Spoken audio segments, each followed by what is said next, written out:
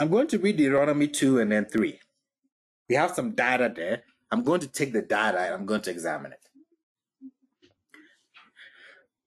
And you dwelled in Kadesh many days, as the days that you dwelled.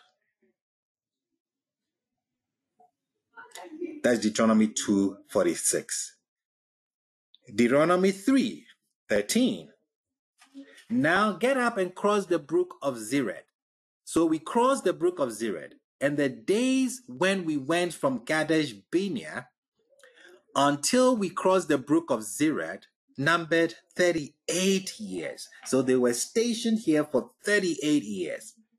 Until all the generation of men of war expired from the midst of the camp, just as Yud-Heh-Vav swore to them. Okay, this site has been identified by archaeologists. Yet, repeated excavations and surveys throughout the entire area have not provided even the slightest evidence for activity.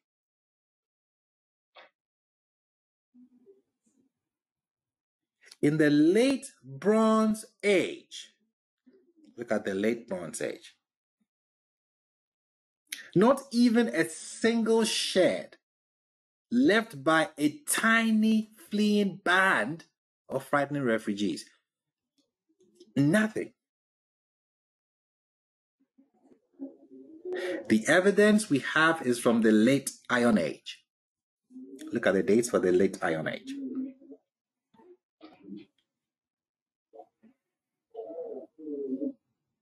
Nothing. 38 years. You don't find anything at the time of the supposed Exodus.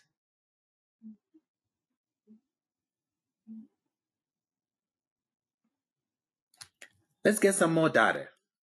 1 Kings 22, Jehoshaphat made ships of Tarshish to go to Ophir for gold, but he did not go, since the ships were broken at Ezion-Geber. Ezion-Geber. 1 Kings 9:26.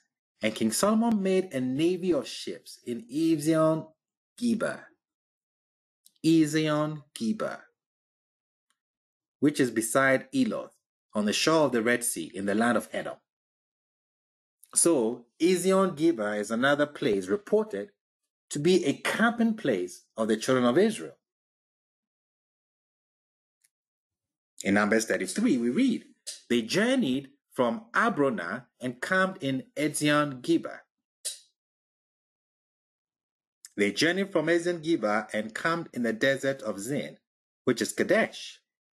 They journeyed from Kadesh and camped at Mount Hor at the edge of the land of Edom.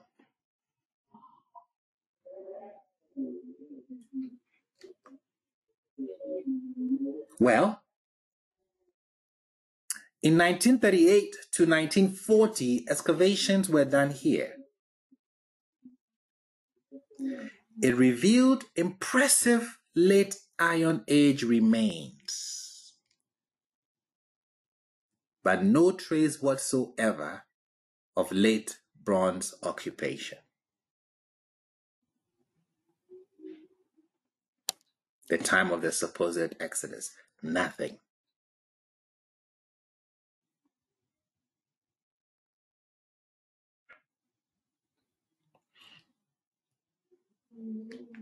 In Numbers 33, 1,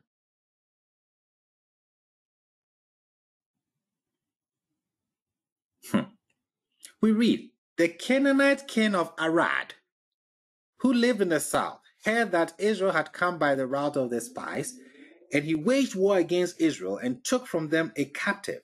Israel made a vow to Yud-Heh-Vav and said, if you deliver this people into my hand, I shall consecrate their cities.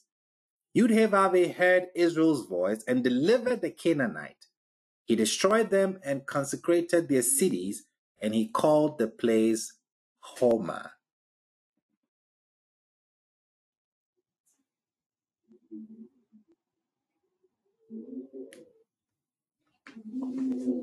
Almost 20 years of intense excavation at this site. It's called Tel Arad. is east of Beersheba, is revealed remains of a great early Bronze Age city. Look at the date for early Bronze Age. About 25 acres in size. And an Iron Age fort, but no remains whatsoever from the late Bronze Age.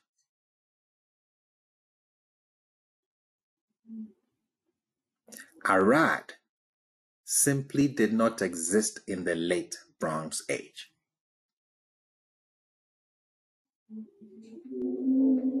It did not exist. Not there.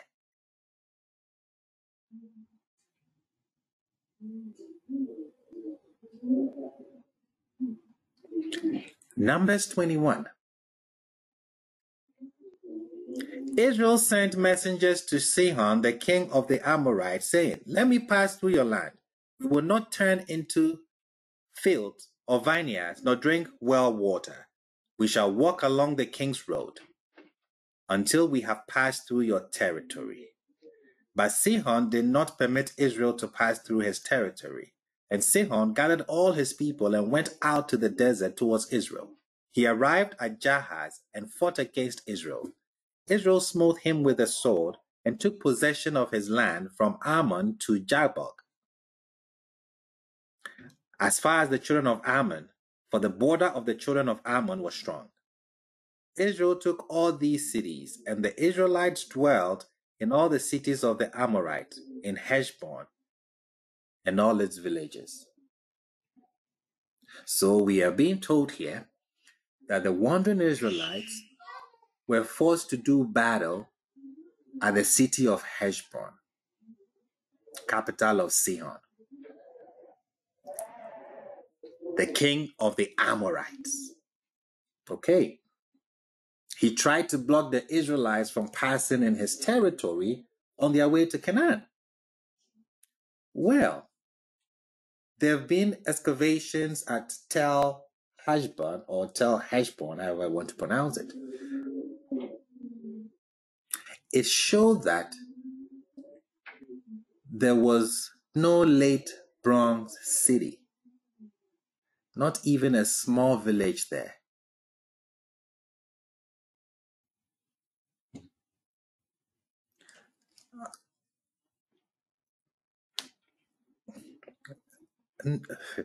Not even a small village.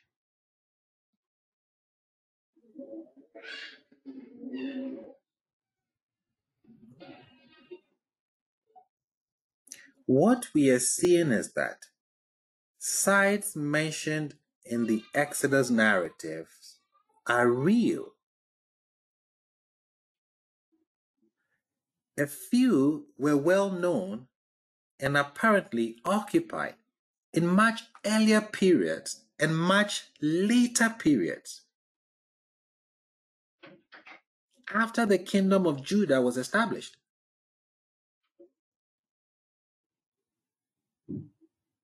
When the text of the biblical narrative was set down in writing for the first time.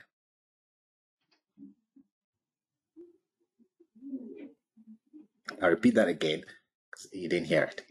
Sites mentioned in the Exodus narrative, they're real. A few were well known and apparently occupied. But they were occupied in much earlier periods and much later periods.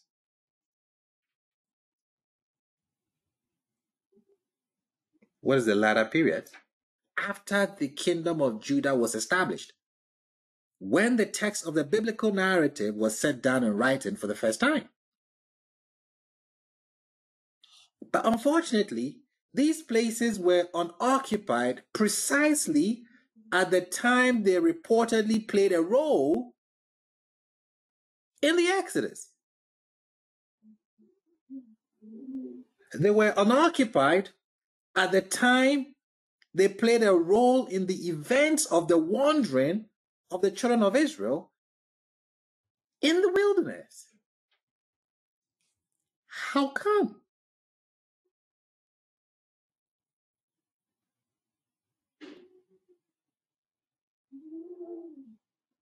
So the places are right there. The places were occupied, but not at the time that the text is telling us that the Exodus supposedly happened.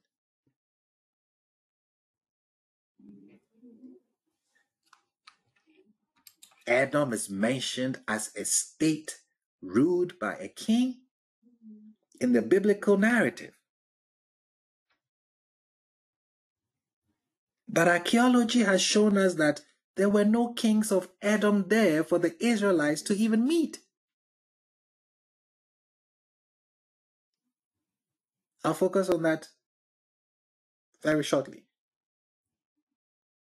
I'll repeat it again. Edom is mentioned as a state ruled by a king in the biblical narrative. Archaeology has shown us that there were no kings of Edom there for the Israelites to meet. We'll look at when Edom became a state.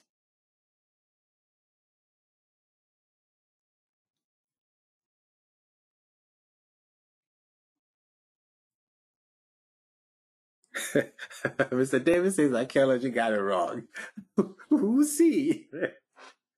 When did Edom become a state? So what we are reading, what we have seen, and what we start to see is that the Exodus narrative can be explained in the setting of the 7th century BCE, during the great era of prosperity of the kingdom of Judah. 6 centuries after the events of the Exodus were supposed to have taken place.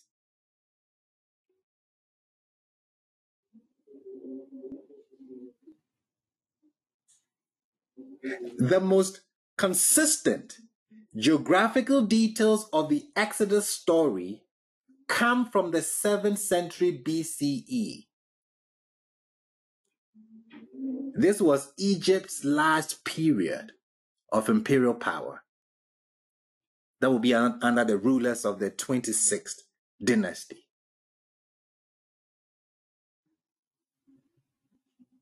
So, Rabbi, I got a question. Yes, sir. So, why oh my goodness, why go to all of this extent to, for lack of a better word, demonize Egypt and not Assyria or Babylon? Even though the demonization of Babylon comes later, but like what's up? Like what? Oh, because they was just leaving Babylon, and they gave them the right to go back to the land. So we're not gonna make them look bad. Maybe something like that. I don't know. We'll bring it all together. What I'm doing now is showing you the evidence from the text itself, what the text says, and what we've dug up, what we have seen. Can we check what the text says and says, yes, this is accurate, this is accurate, this is accurate. What we find when we do the work, when we do the archaeological work, is that there are issues with the narrative at the time that we are told the Exodus took place. If you move the dates, yeah, maybe we have something. But when you move the dates, now you also run into issues.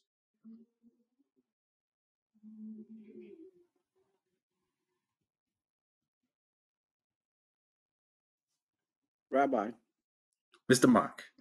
Yeah, and just to put a little, I guess, a side footnote on this from the paleontological research that I've done on this. One of the things that paleontologists who have studied this have agreed is that if you're going to have 1 million plus people rolling around in the desert, there's 2 things that they're going to leave behind. They may not leave jewelry or clothes or pottery or even structures, depending on how well it's built.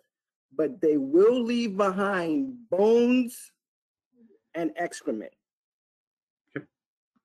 And you got to remember, they just said, in the text, it said all of the people died off. Yep. So I'm expecting at least 1 million pairs of bones. Not one, not even one bone, not even a bull, nothing. True. Nothing. Like nothing. Rabbi, Mr. David. what are some examples that a Christian apologetics would use who also tries to incorporate archaeology in their explanation? In other words, what's the other side of this coin? They don't have anything. Nobody will argue from the place of archaeology that they were here for 40 years. No one would do that. So there's no debatable evidence at all. Yo, but like Jay Andre was saying in the post, you know, what about the burnt mountain? What about the I told you that mountain is in Arizona. The gate situation with the bull and the hieroglyphics, you know. Like he was trying, Rabbi. He was. I know. Yes, but you don't nobody argues from archaeology that we go to Kadesh Barnea. They were there for 38 years. We dug and we found something. You can make that argument because it's not there.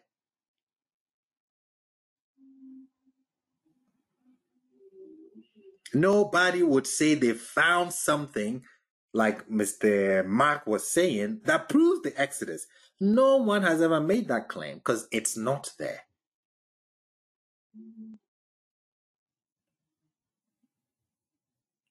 Mr. David, you sent me that video, the guy going to prove ancient Israel, right? And you called me laughing, and you're like, is that the best he could do? That's what, oh my goodness. Yo, how is this not mainstream knowledge? Yo, why are we still out here teaching like this is all facts? It's not there. When you send the link, I was so excited. I'm like, let me hear what he's going to say. And he was a Christian apologist, right? And he's like, this, and we're like, really? So we are looking if the consistent, what is being presented is consistent. The details is consistent from the 7th century BCE. That is Egypt's last period of imperial power. Let's look at the 26th dynasty. What we call this the Said or Saite dynasty, however I want to pronounce it. Okay, this is important. This is my demonstration that we're looking at the 7th century. We're looking at the 26th dynasty. It's called the Said dynasty. We're looking at 2 pharaohs.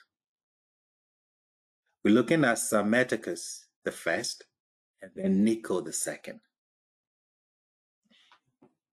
I put the archaeological periods there so that when I'm speaking, you can just glance and look at the dates.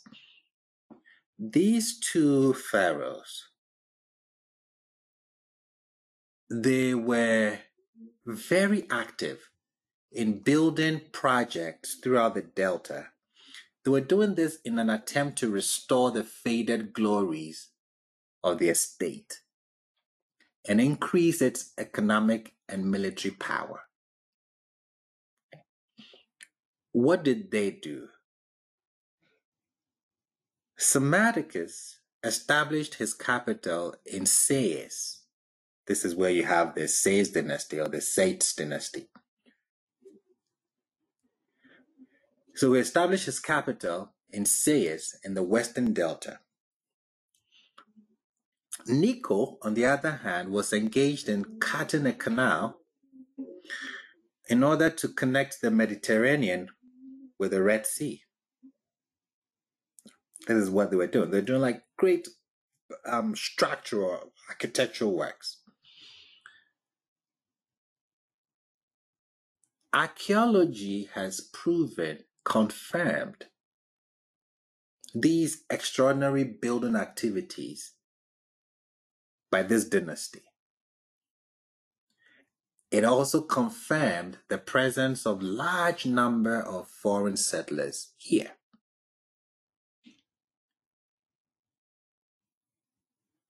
We know of Greek commercial colonies which were established here from the second half of the 7th century.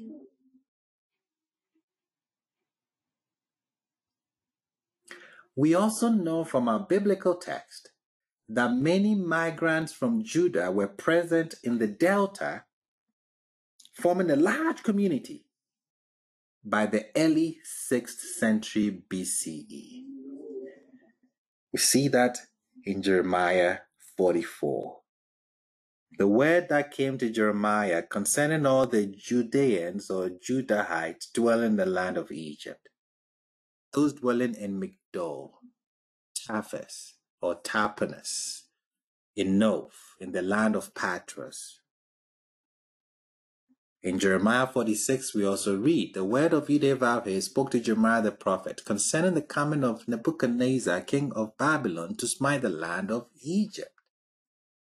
Proclaim it in Egypt, and let it be heard. In Migdol, the same places, Noph, Taphanes. Stand fast and prepare yourself, for the sword has devoured round about you.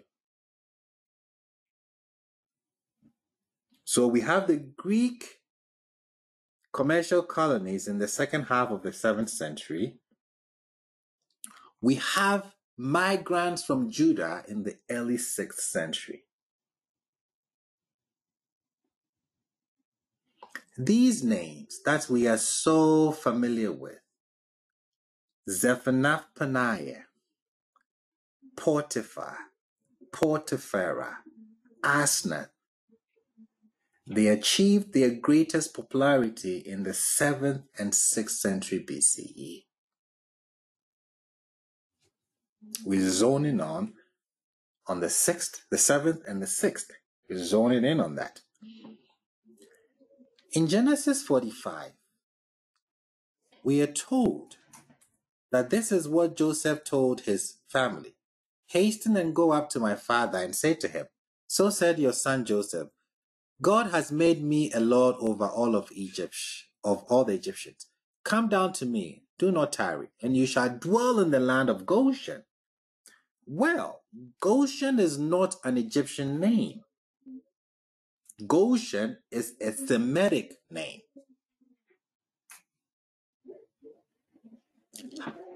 Where did it come from? Where did the name Goshen come from? When we go to the 6th century, Kedarite Arabs expanded to the fringe of the settled lands of the Levant. And in the 6th century, they reached the Delta. Later in the 5th century, they became a dominant factor in the Delta.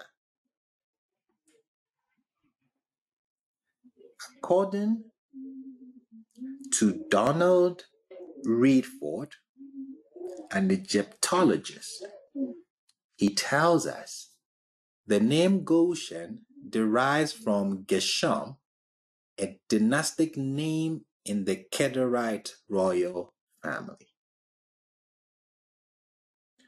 When did they get there? According to archaeological and history,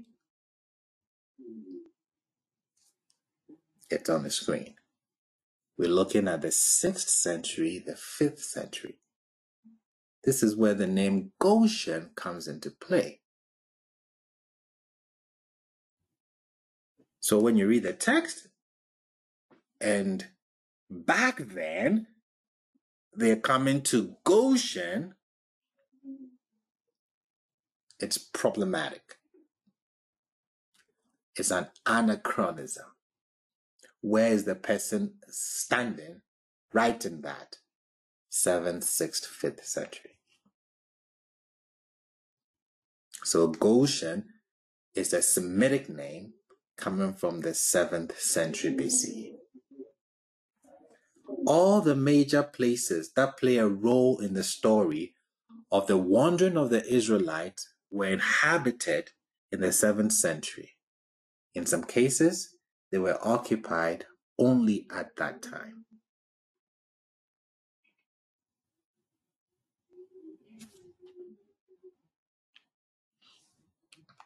Numbers 20. When Moses sent his message to Kadesh, the king of Edom, he said, "So says your brother Israel, you know of all the hardship that has befallen us. Our fathers went down to Egypt and were sojourned in Egypt for a long time. And the Egyptians mistreated us and our forefathers. We cried out to Yud-Heh-Vav-Heh, and he heard our voice. He sent an angel and he took us out of Egypt. And now we are in Kadesh, a city on the edge of your border. Please let us pass through your land. We will not pass through fields or vineyards, nor will we drink well water. We will walk along the king's road, and we will turn neither to the right nor to the left until we have passed through your territory." Edom replied to him, "You shall not pass through me, lest I go out towards you with the sword." The children of Israel said to him, "We will keep to the highway, and if we drink your water, either I or my cattle, we will pay its price. It is really nothing. I will pass through on foot." But he said, "You shall not pass through." And Edom came out towards them with a vast force and with a strong hand. Edom refused to allow Israel to cross through his territory, so Israel turned away from him. So the Bible here describes how Moses sent emissaries from Kadesh Barnea to the king of Edom to ask permission to pass through his territory on the way to Canaan. The king of Edom refused to grant the permission, and the Israelites had to bypass his land. Well, according to the biblical narrative, then there was a kingdom in Edom at that time. Well, archaeological investigations indicate that Edom reached statehood only under Assyrian auspices in the 7th century BCE.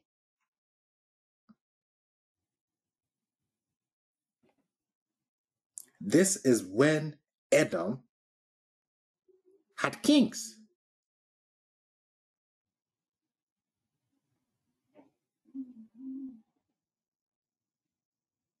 Before that period, it was sparsely settled. It was inhabited mainly by pastoral nomads.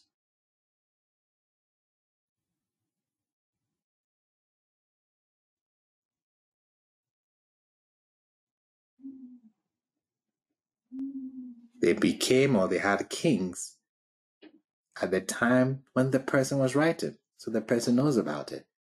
Edom did not have kings here.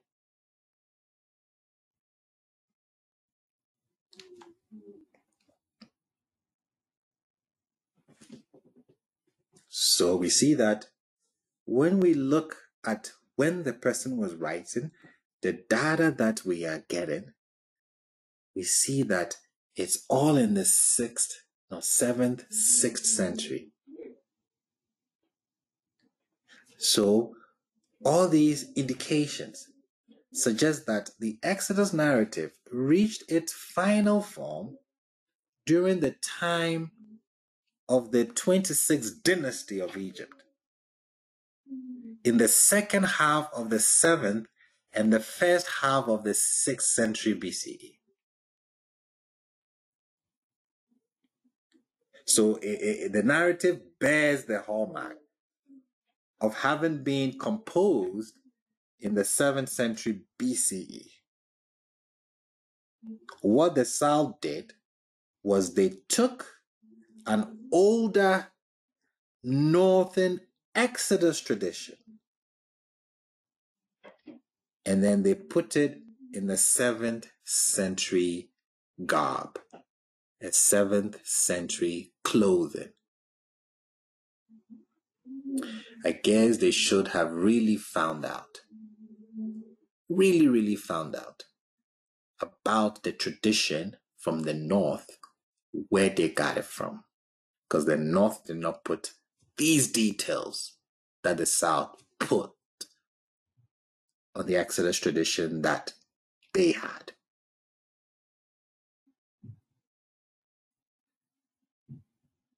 What have we done today? We've taken what the Bible says about the Exodus, the dates that it gives, the locations that it says the people settled, and we've gone through some of them. And we see that there are very serious problems.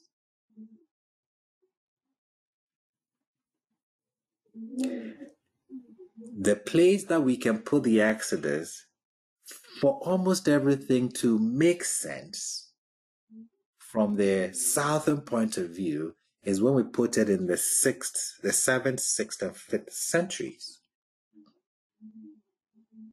But there is an Exodus that has an older tradition that came from the North. The Exodus that no one has looked at. What does that Exodus say? Where did they get it from?